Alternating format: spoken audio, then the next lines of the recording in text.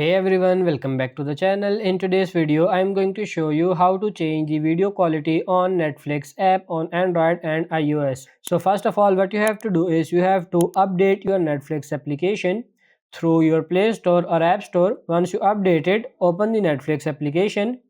Now choose your profile. Now you need to click on the profile picture in the top right corner. Now once you open this, at the bottom you can see app settings. You need to click on that. Now the first option you will see is video playback. You need to click on that. Once cellular data usage, click on that. And now if it is automatic, simply turn it off. Then click on save data. If it is just like that, turn it off and click on this save data. Then click on OK.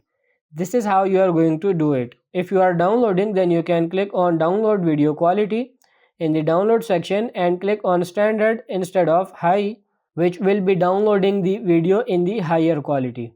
So that's pretty much it for this video. I hope this video was helpful. If it is, like it and subscribe to the channel. Thank you.